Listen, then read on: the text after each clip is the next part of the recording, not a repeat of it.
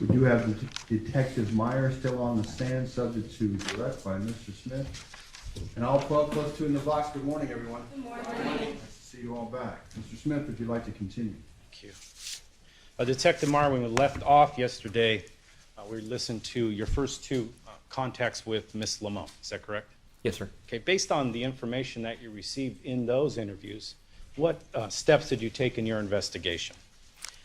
At that point in the investigation, we were trying to obtain information from Miss Limon regarding possible subjects who may be upset with Robert Limon, trying to catch some sort of lead for the investigation.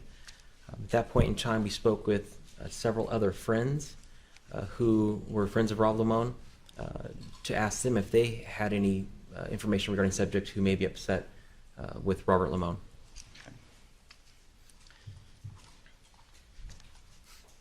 Now, in one of those, in the second interview, Detective Kimmel made a statement about how he asked about open relationships. You recall that question? Yes, sir. Where did that information come from? I believe the information had come from the cellular telephone, just noticing the pictures that were on the phone from other women that were nude, and so that was just a question we wanted to eliminate. So you didn't have any specific knowledge at that point about their marriage, their relationship. You were just following up on a cellular phone. That's correct. At that point, we were just following up with the information from the phone that we had received.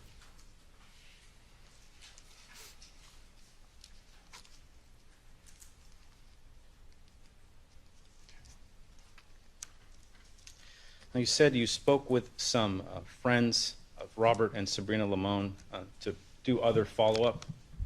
Yes, sir. Okay, who did you speak with? I believe the next friends that we contacted were Jason Bernatine and Kelly Bernatine.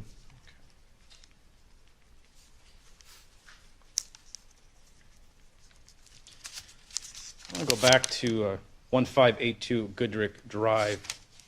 That location, is it in Kern County? Yes, it is. There was some testimony yesterday regarding signs to the front of that building. Do you recall that testimony? Yes. Your Honor, if I may approach. Have an item, Mark. Yes. People's 8 Park mixed in order. If I may approach the witness. Yes. If you could review the packet of photographs, please. Yes, sir.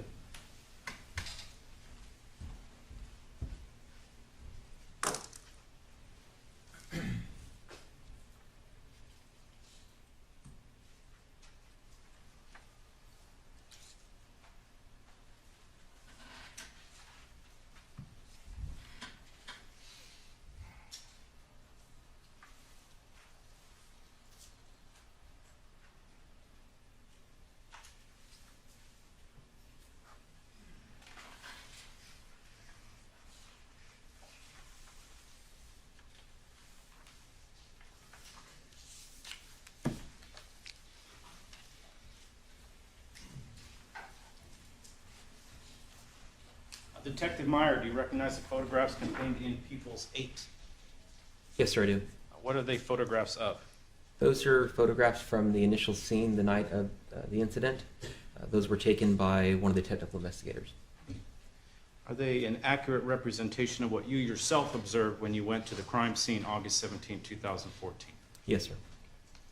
Your Honor, I would request People's 8 be moved into evidence at this time, be allowed to publish. Chair, any objection? Be admitted. Proceed, Mr. Smith.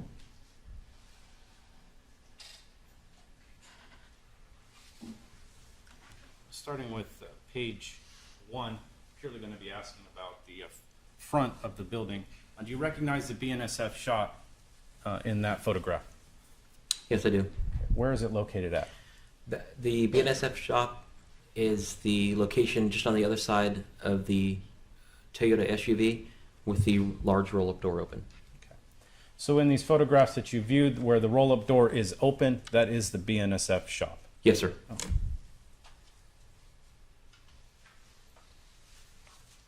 Page 2, People's 8. That is a picture facing east into the shop with the large roll-up door and the man door. BNSF railroad truck on the right of the photograph, and then the one inside the shop. Page 3 of People's 8. This is a photograph facing northbound, showing the front of the BNSF shop along with the two vehicles.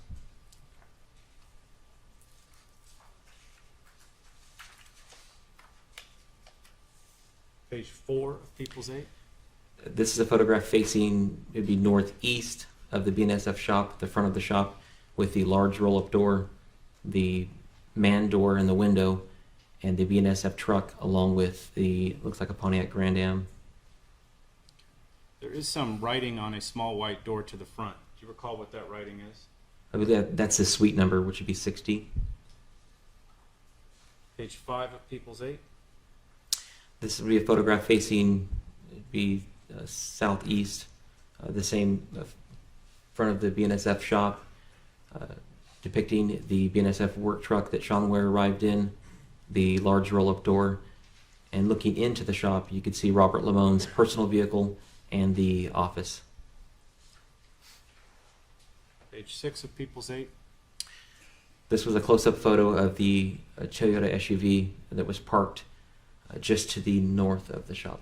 It belonged to the people who own the shop just to the north of BNSF.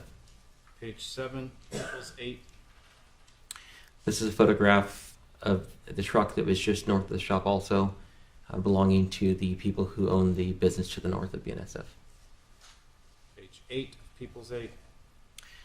This would be a close-up photograph of Sean Ware's work vehicle, BNSF. And then last page, page 9 of People's 8. And this is a close-up photograph of the Pontiac Grand Am belonging, I believe Sean Ware owned that vehicle.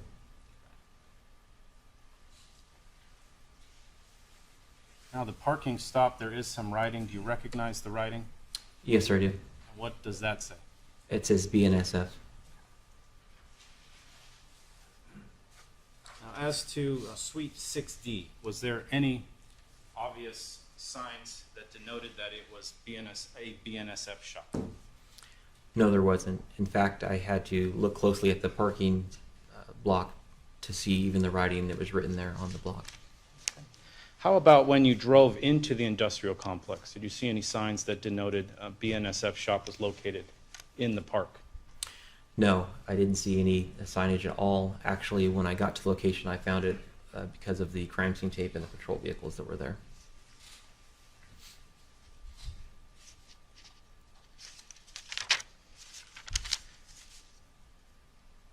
Now, in the course of your investigation, did you learn Jonathan Hearn's cellular phone number? I did. Okay, and what number did you learn belonged to Jonathan Hearn? It's an area code of 760-987-3569. Now, based on that information, what requests did you make, or what search warrants did you enter? At that point in time, I had felt that he was possibly involved in the murder of Robert Limon, so I authored a search warrant for his phone records and sent him off to the telephone company to receive those records. Okay. Did you review those records at some time? Yes, I did. Okay. Did you see a subsequent number that was a common number called by Jonathan Hearn? Yes, I did. Okay, what number is that? It's also an area code of 760-998-7958. And that number showed up about on April 25th of 2014. And between that time of April 25th to September 1st, there were over 7,000 communications with that telephone number, Okay. either by text message or voice call. Based on that, what follow-up investigation did you do for that cellular phone number?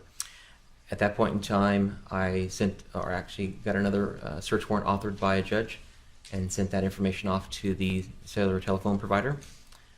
They returned information on that cell phone, however, not having a subject's name attached to that phone number.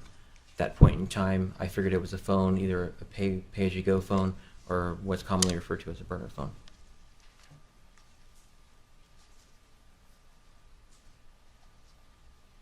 Did you later find out who was in possession of the phone with the number 760-998-7958? Yes, sir. Who was in possession of that phone? I later learned that that phone was possessed by Sabrina Limon.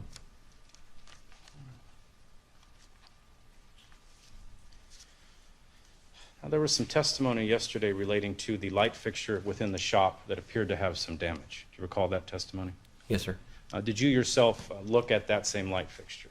Yes, sir, I did. Okay, what did you do? A few days later, I went back to the shop in Tehachapi to take a look around, just kind of getting a feel of the scene where it occurred at.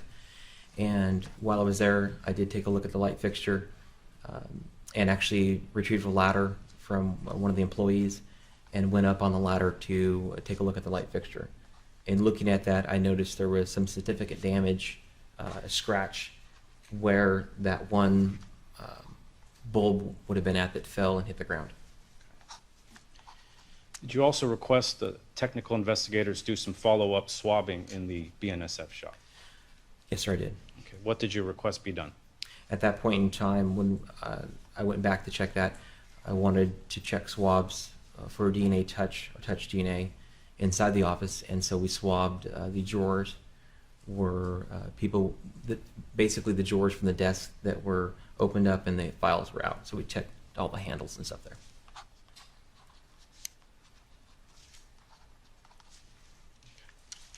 Nothing further at this time, Your Honor. Terry Cross, please, sir. Yes, thank you.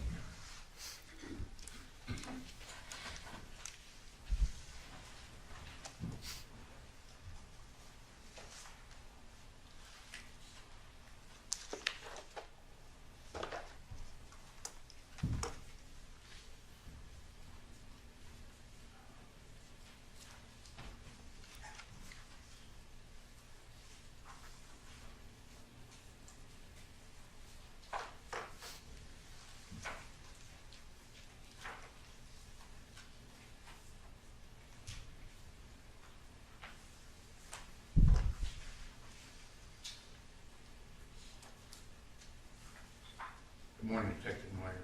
Good morning, sir. I wanted to go over some of the testimony you provided yesterday. Specifically, I'll start with relating to People's Exhibit 6. These are the video capture photos that you testified about. Yes, sir. Okay. Those are the ones that you personally obtained, is that right? I captured those from the video itself. Yeah. With regards to the video itself, on there, is there an actual timestamp on the photo itself? There's no actual timestamp on the photo itself. When it's captured from the screen, it doesn't include the timestamp on it. Okay. But there was a timestamp on the video. Yes, sir. And the information that's below that photograph on each page, that's information that you put on there. Yes, sir. Okay. I just want to make sure that that was clear. Okay. Okay. Now, the first photograph, you indicate, in your notations below, there was approximately 12 hours, which would be, I believe, about 4:12 p.m.? Yes, sir. Okay.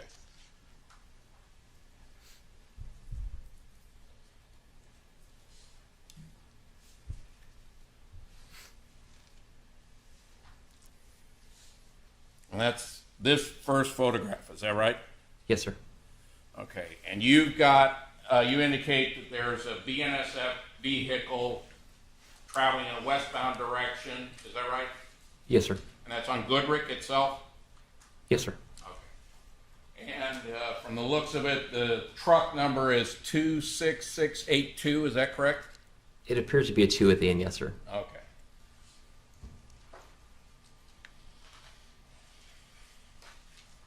And then the next photograph you have is approximately, I believe you indicated was approximately 3 minutes later, is that right? Yes, sir. And that's of a motorcycle traveling eastbound at approximately 6:15 or 16:15 hours or 4:15 p.m. Is that right? Yes, sir. Okay. So approximately 3 minutes after the truck leaves that area, driving in a westbound direction, you see a motorcycle going eastbound. Is that right? Yes, sir.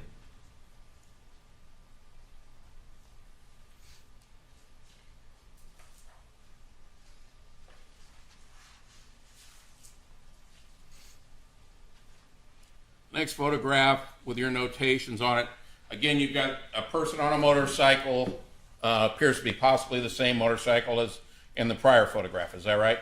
Yes, sir, that's correct. Okay, and this is approximately 2 minutes later after the prior photograph, the motorcycle going eastbound. You now have that motorcycle going westbound. Yes, sir. Okay. From those photographs, can you identify the person who's on the motorcycle? No, sir. And that's on all these photographs from Patco, right? And all these videos. That's correct, sir. Can't see any type of license plate, or you can't identify the person on the motorcycle. Is that right? That's correct, sir.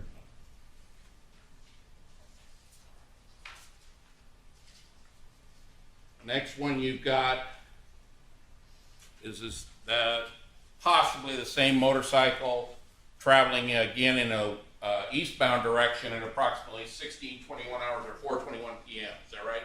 Yes, sir. And that's about 6 minutes. Double check that. 5 minutes after the first time where you see it heading westbound Yes, sir. from the prior photograph. That's correct.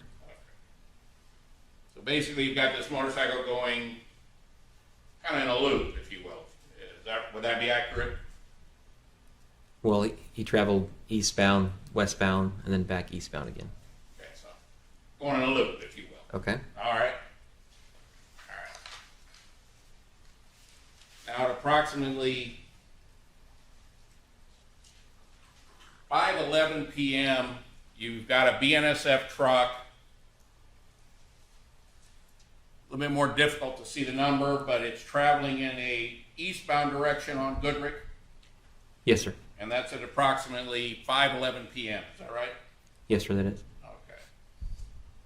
And it appears that the number on the truck could be even my eyes aren't what they used to be, 286682 or something along those lines. Would that be accurate? It's hard to tell.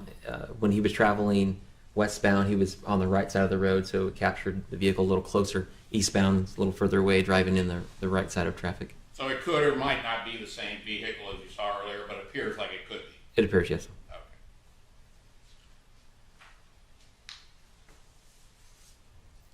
And that is at approximately 5:11 p.m. Is that right? Yes, sir. Okay. Then you've got the motorcycle, appears to be possibly the same motorcycle as you saw earlier, going in a eastbound direction, now headed in a westbound direction. Is that right? Yes, sir. And that's at approximately 5:48 p.m. Is that right? That's correct, sir. Okay. So we've got about make sure I get this right, 37-minute differential between when you see the BNSF truck going in the eastbound direction before you see the motorcycle going in the westbound direction. Is that right? Yes, sir. But you'd seen the motorcycle go by earlier in an eastbound direction, approximately 16:21 hours, right? So about a half hour before that, Yes, sir. before you see the truck coming back, right? Yes, sir. Which means that, and you didn't see the motorcyclist going in a westbound direction before the truck arrived at 5:11 p.m. or went by at 5:11 p.m.? No, sir. The motorcycle wasn't leaving the area before 5:11. Okay. So that means that the person on the motorcycle was at the scene for more than half an hour before the truck even arrived?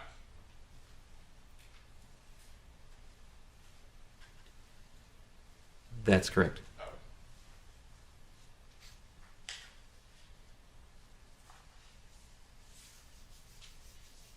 And the last photograph in this group of People's Exhibit 6, you've got another BNSF truck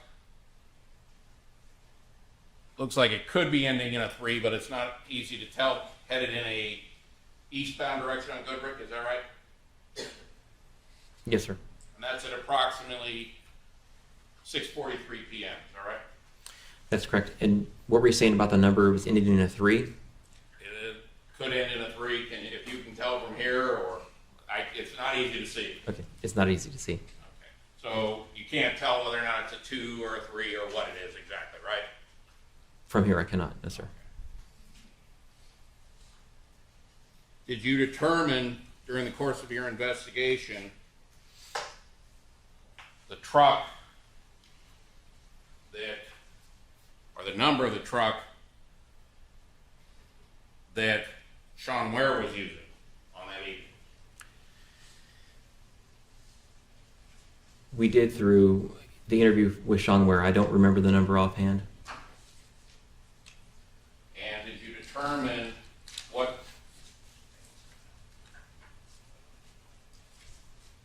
truck number that Robert Limon was driving that day? Yeah, through that interview with Sean Ware, he told us which truck that Rob had been driving.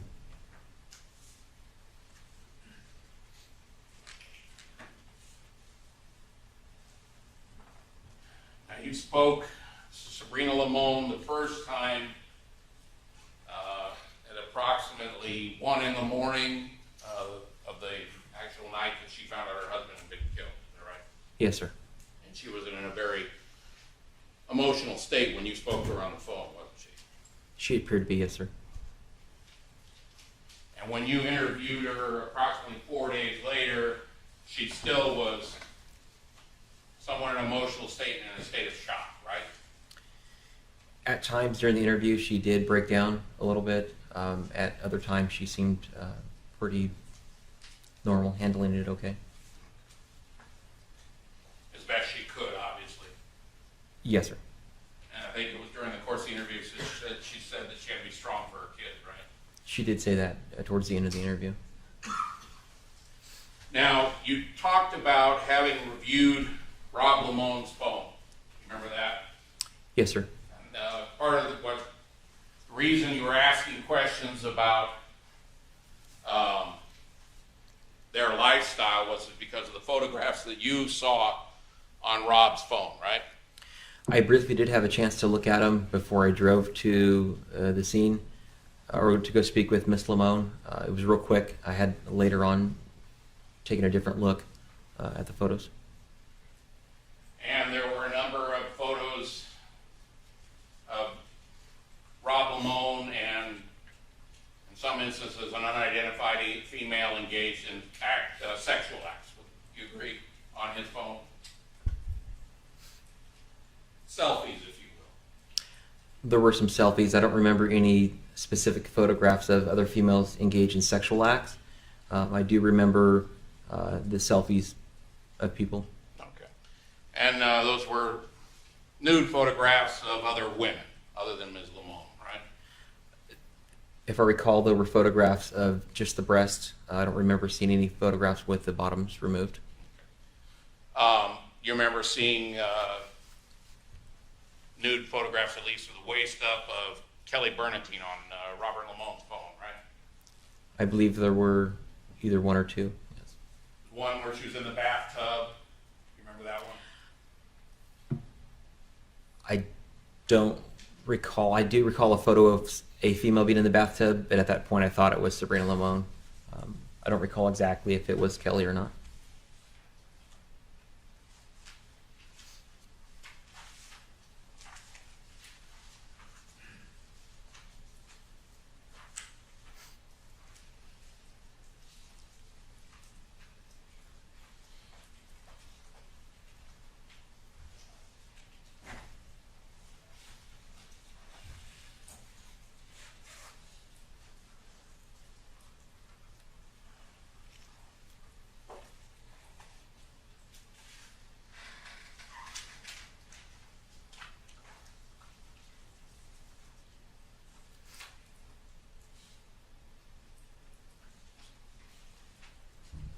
Now, there was also a photograph,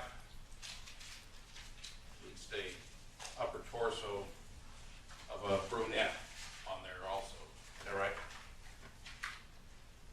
I believe there was a photograph of maybe 3 women.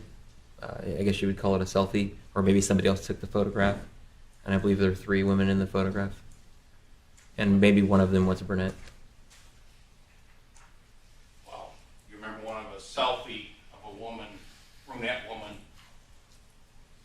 upper torso, no clothes on Robert's phone. I believe there was a photograph, yes. Did you ever identify who that woman was? I don't believe we did at the time. Have you since?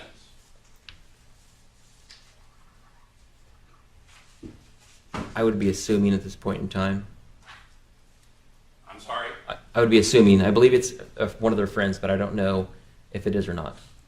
You never confirmed whether or not it was one of their friends or if it was another woman that Robert might have been involved with. Your Honor, objection vague as to what photo we're talking about. It's just a, I'm sorry, I missed the objection. Just vague as to the photo. Okay.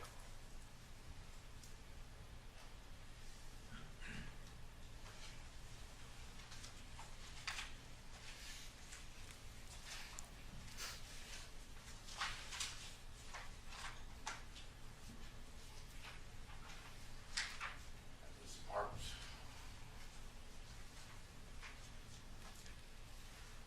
Defense Exhibit B, marked next in order. B is in Bravo. If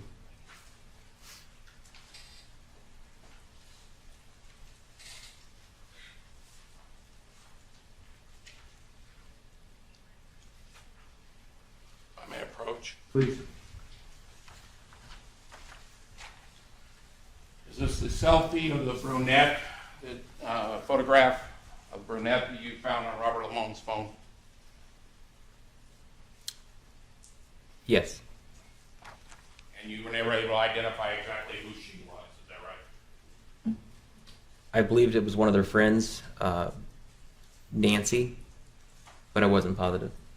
The photo is a little grainy, and the phone is up in the face a little bit.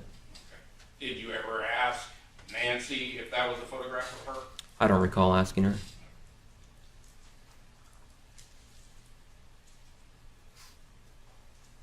At some point during the course of your investigation, you found out that, in fact, Sabrina and Robert were actually involved in an open marriage, right? Yes, sir, I did. Okay. And did you also find out during the course of your investigation that some of the people involved in their open marriage were Kelly Bernatine and her husband Jason? I don't believe that was specifically stated as far as Kelly and Jason. I know they were active in their lifestyle, the partying style. But what I believe was learned was that they were not specifically connected to the wife swapping or spouse swapping. But you became aware at some point, did you not, that Robert Limon was actually engaged in sexual intercourse with Kelly Bernatine, did you not? I believe when I interviewed Kelly, she said that they were never actually involved in any sexual intercourse. There were some stuff happening, but not the actual intercourse with Kelly. Okay, so Kelly Bernatine denied that they were involved in a swingers group, and she denied that she was engaged in any sexual activity with Robert Limon. Is that right? She didn't specifically deny it, that they were involved in the swingers group. She just said that they were never involved in any actual intercourse. But she never came out and said, yes, we're active in a swingers group. I don't recall her ever telling me that. Did Jason ever tell you that? I don't recall him ever telling me that either.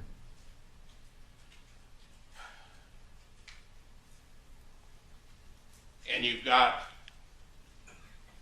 nude photos of Kelly Bernatine on Robert Limon's phone. Is that right? Yes, sir. And of another woman who we've not been able to identify at this point. Is that right? That's correct, sir.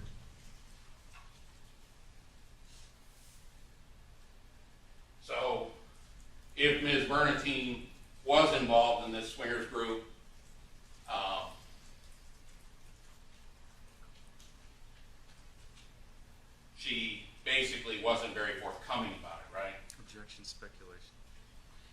Rephrase that, Mr. Chair. Sure. Did you ever ask Kelly Bernstein if she was part of the swingers group or involved with Robert Limon? I believe I did, yes, sir. Okay. And did she not deny that she was ever involved with Robert Limon? She told me that they were involved with specific sexual things. However, she said that she had never had intercourse with Rob Limon. Oh, okay. So it's a Bill Clinton type of a thing. I never had sex with that man. Is that what she claimed? She didn't specifically say that.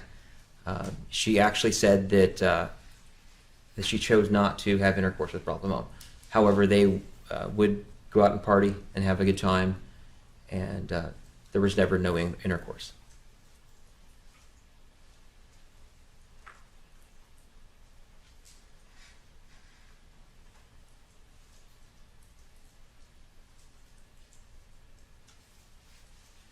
Now, as a part of the interview that Sabrina provided you, the two interviews that we've heard so far during the course of your investigation, you mentioned the fact that she had called Robert a number of times throughout the day. Is that right?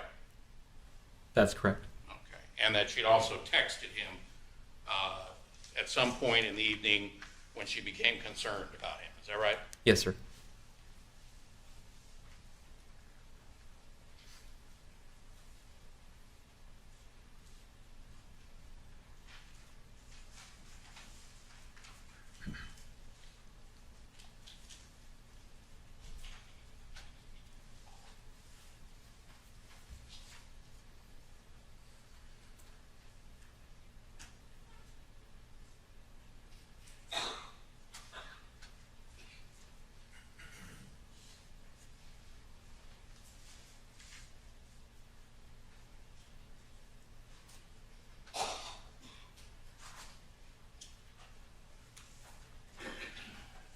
Start with what's been marked as Defense Exhibit A.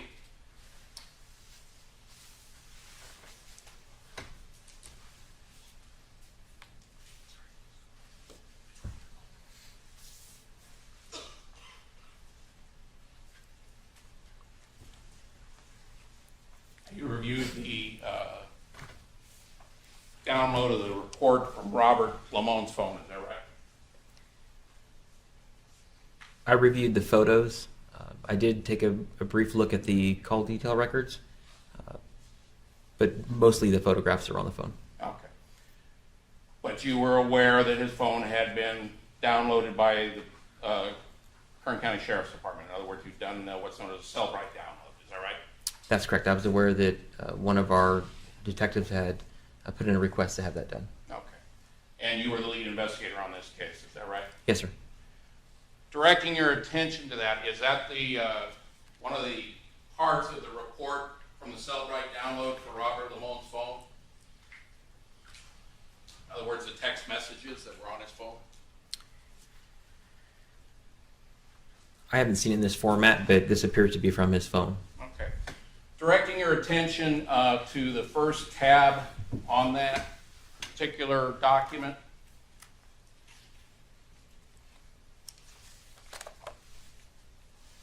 Is that a text message?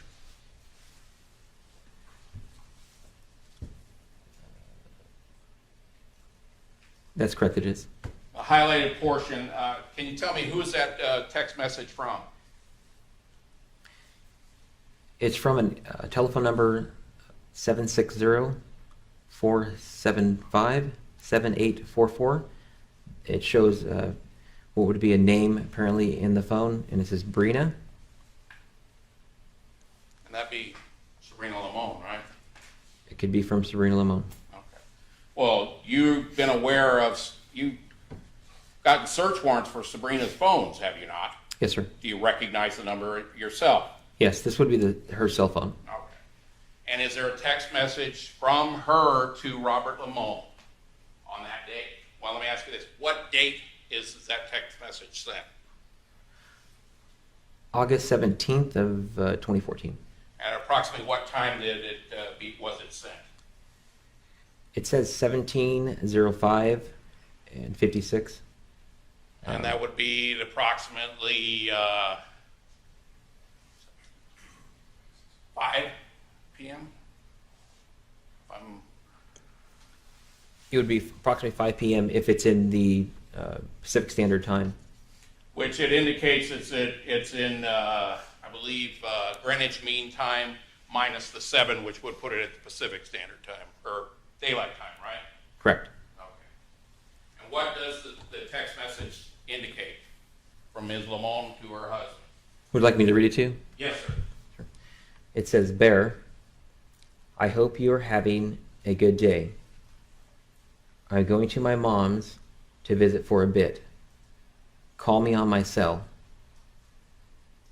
Love Hey. you. Go ahead. Love you. Responder Rob with 3 happy faces. Now, Ms. Limon had indicated to you during her interview that her mother had just gotten out of the hospital, correct? Yes, she did. And that she went over the day of Rob was killed to see her mother, right? Yes, she did. And that is consistent with what she had told you when she was interviewed, right? That is correct. Okay. And if you turn to the next tab, are there 2 additional text messages from Ms. Limon to Robert Limon on that printout? Yes. And the first one, approximately what time was that sent? Same date at 1900 hours, which would be 7 o'clock. Okay. And what does she indicate with regards to, in that text message that she sent to Robert Limon on the day he was killed? Would you like me to read it for you? Yes, sir. It says, Call me, Bear. I'm home now, getting the kids dinner and ready for school. Yay. And this was a Sunday evening, was it not? Yes, sir. Okay. And she's indicating in the text that she's getting the kids ready for, will be probably the first day of school, right? I believe that's what she told me. The following day was going to be the first day of school. And the second text message, was that also sent on August 17th, 2014? Yes, sir. And at approximately what time was that text message sent? At 2013 hours, which would be just after 8 o'clock. And what does Ms. Limon indicate in the text to her husband? Would you like me to read it for you? Please. Babe, I'm worried about you. Call me. Leanna wants to say goodnight. Certainly, and at that point, Ms. Limon hadn't been notified about her husband's death yet, right? That you're aware of. That I'm aware of. In fact, you didn't, or any other police officer that you know of, made any death notification to Ms. Limon, is that right? No, we did not. That was handled by some personnel from the railroad, is that right? I believe the railroad employees went out there and spoke with her. That's correct. Typically, we'll have our coroner's division make contact with the victim's family. Was that done in this case? It was. It appears to be done at a later time. If you guys remember the telephone call I had with her originally, she was speaking to a lady by the name of Rebecca, and Rebecca at the time was one of our coroners.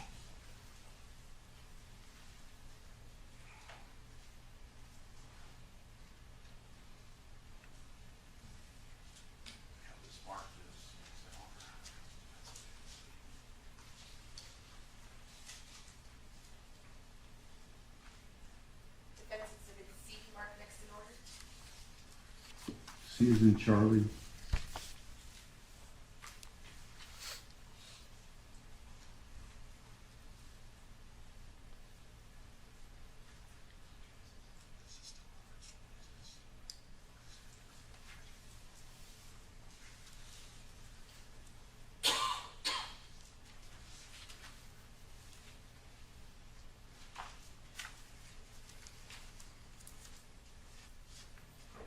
Witness, I'm going to show you, if you recognize this, which has been marked as Defense Exhibit C. You recognize that? Detective Meyer? This would be another examination from a cellular telephone from Celebrite. Okay. And that's the same phone as in the text messages, is it not? Another part of the same report. Appears to be the same phone. Turning to the first tab on that item, there's a couple of portions that were highlighted. Could you indicate at approximately what day and time those calls were made? The first one that's highlighted.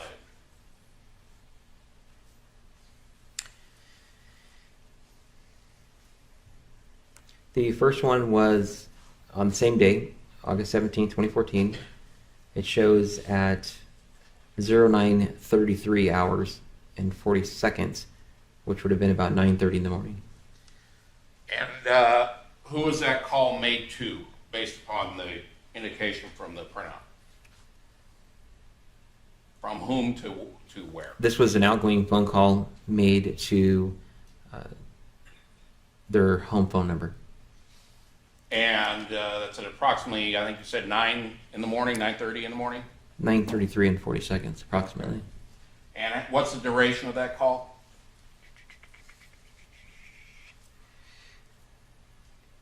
It says 5:52, and that could either be in seconds or 552 seconds, but it's probably 5 minutes and 52 seconds.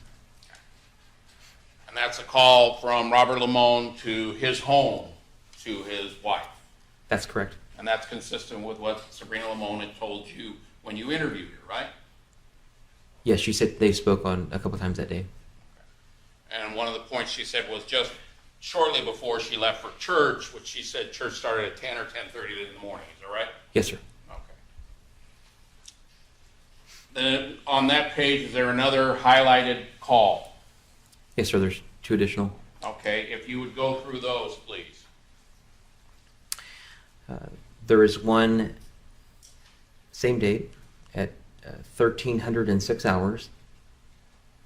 That call was outgoing to the home also, and it was for appeared to be 30 seconds. And that was an outgoing call from Robert to his home phone number at what time approximately?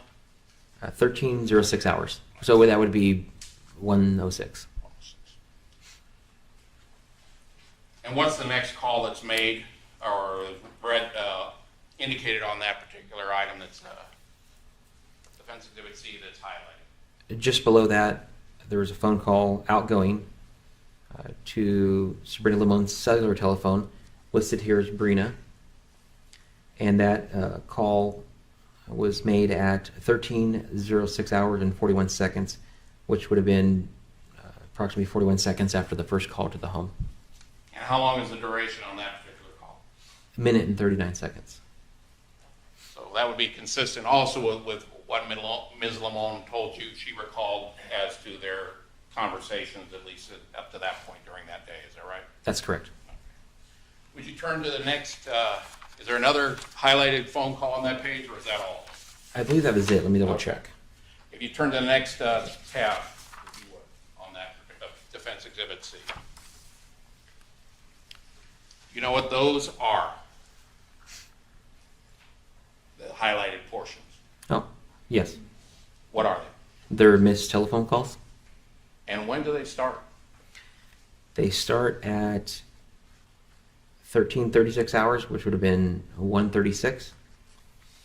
And who are the highlighted calls from? And to? They're from Rob Limon, his phone, and there were 5 to the home telephone number, and then 2 to Sabrina Limon's cellular telephone. And are there continuing phone calls that are missed to Rob Limon's phone?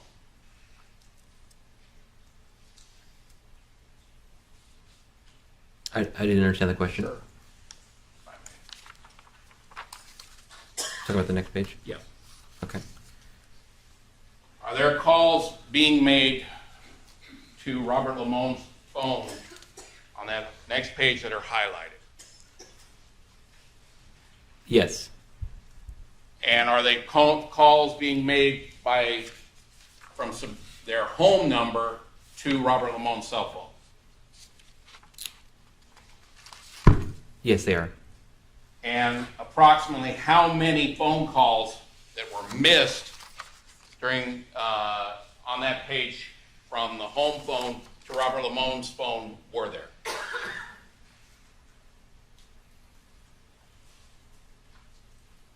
Approximately 17. And when did the phone calls start? What time? On this page, they started at 19:29 hours.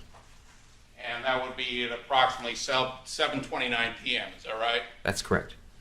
And when's the last missed phone call made to Robert's phone from Ms. Limon's home phone?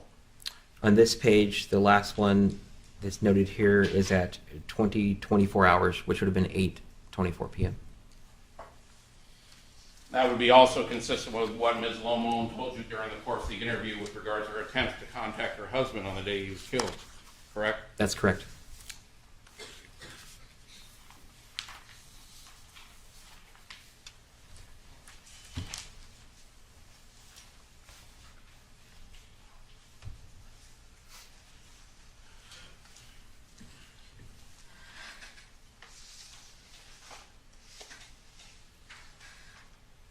Now,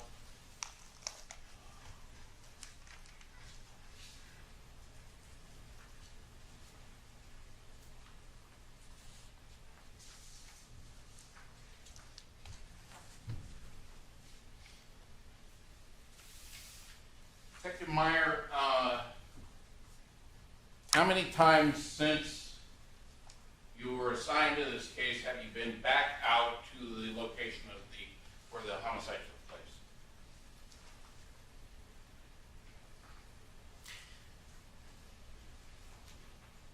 I believe approximately 3 times, 3 to 4 times. Okay. When you were there the first night that the Correct. homicide occurred, you, I think, indicated you went back a few days later, is that right? That's correct. You remember what day that was? I don't. Okay. Do you have a report that you wrote in connection with your returning to the crime scene to go over the scene again? That would have been documented under the technical investigator's report because he's the one that took the swabs for DNA. Well, you went out there and made observations, right? I went out there to check the scene out again, yes. Okay. Did you record and indicate in any report you wrote that you were at the scene and that you made these observations? At that point in time, I did not. Have you since? I'm sorry? Have you since? No. You indicated that you saw I believe you said it was a gouge or something, I think you said, in the area of the light fixture, is that right? That's correct. Okay. Did you have the technical investigators photograph what your observations when you were there with the ladder?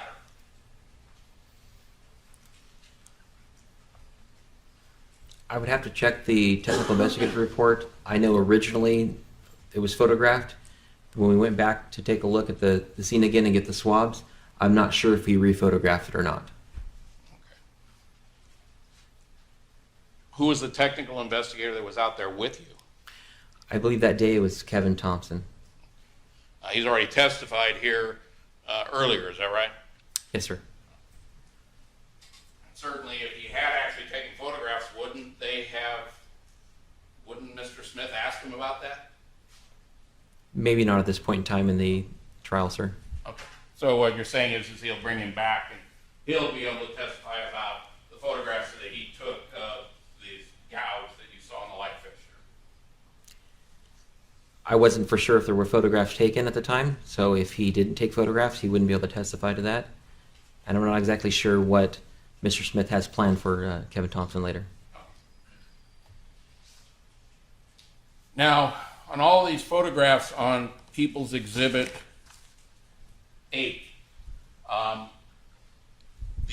large roll-up door, which was the entrance, if you will, at least the vehicle entrance into that particular suite was up. Is that right?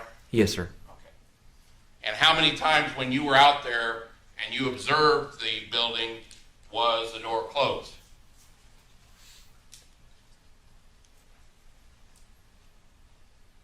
I believe it was up the second time I went back, but the other times I had driven through the parking lot, it was closed.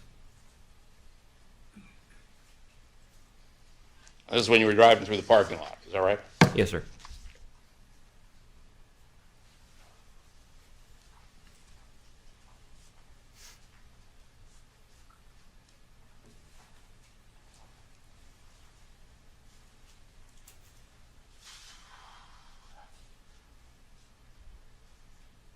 Now, during the course of the interview with Ms. Limon, she also indicated that it was not unusual if during the course of his workday when Robert was in Tehachapi that he would, how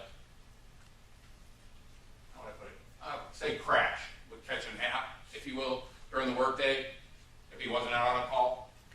Yeah, she said it was common for the employees sometimes to take a nap and get rest during the shift. So, with regards to whether or not the large door was up or down, you don't know whether or not he might have been catching a nap and lowered all the doors and closed down the building so no one would get into the building when he was sleeping, right? That would be an assumption. I don't know for sure. Okay. You don't know? I do not know. Okay. Did you ever ask any of the other BNSF employees who worked there if they caught naps when they were working and how they handled the building as far as securing the building when they were sleeping? I don't believe we did. No.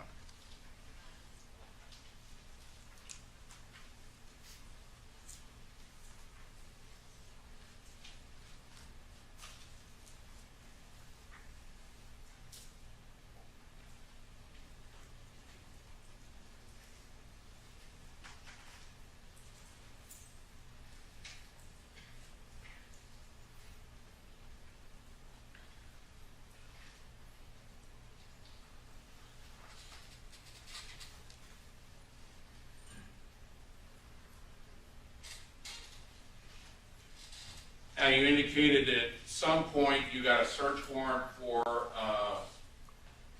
Jonathan Hearn's cell phone. Is that right? That's correct, we did. Okay. Approximately when was that you obtained that search warrant? I don't remember the exact date. I believe one of the other detectives authored that warrant for me, if I recall. Well, what point was it that you first found out about Jonathan Hearn being a potential suspect that would cause you to get a search warrant?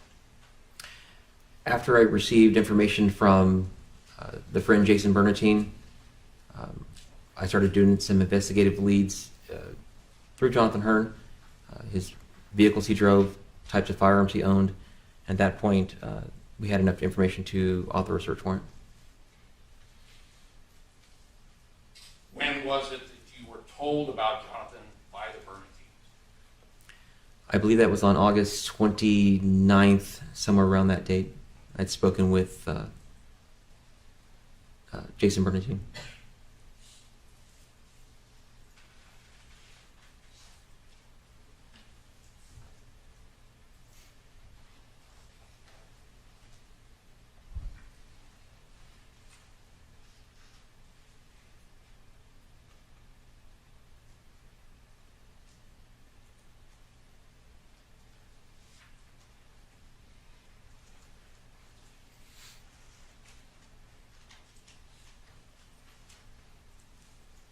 I have no further questions at this time. Thanks. Thank you. Detective Meyer, during your course of being at the shop, were you able to find out if anything had actually been taken from the BNSF shop on August 17, 2014? Yes, sir. Okay. What did you find had actually been taken? Objection. Hearsay.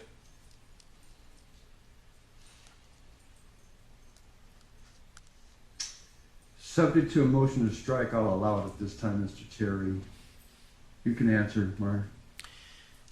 We had learned during the course of the investigation, initial investigation at the shop, that a laptop owned by BNSF was stolen, a Toshiba, dark in color. Objection, lack of foundation, move to strike. Sustained. Who did you perform the investigation with to see if anything had been taken? There were other BNSF employees that arrived, and one who assisted with the investigation was I believe he was a special police officer at the time, Thomas Gates. And Thomas Gates was able to provide information as to what had been taken from the scene. Yes, he did. What type of item are we talking about that he provided information for? Objection, calls for hearsay. Overruled. Toshiba laptop that was stolen from the office. Now, with that information that you received from Mr. Gates, what did you do? We received the information from laptops such as the serial number, and I believe he also gave us the BNSF employee or the employer identification number they had placed on the laptop, and we were able to place that in the stolen property system. Now, when you place something in the stolen property system, what type of, you get a printout or what do you get? You can get a printout for that was entered into the system, and basically if an officer runs across that piece of item and they check the serial number with it, it'll show up stolen. Now, during the course of the investigation, 2014 until now, did that item ever pop up based on inputting it into the system? Your Honor, at this point, I'm objecting beyond the scope of cross. Smith? A request to reopen, then, Your Honor, the court would allow. Granted. The item was never located through somebody running that serial number and locating the item. It was located at a later time, though. Okay. But as to the system you inputted the serial number into, that never provided information that it had been found? No, sir. Okay. Nothing further, Your Honor. Mr. Terry. All right, step down, detective. For now, correct, Mr. Smith? Yes, Your Honor.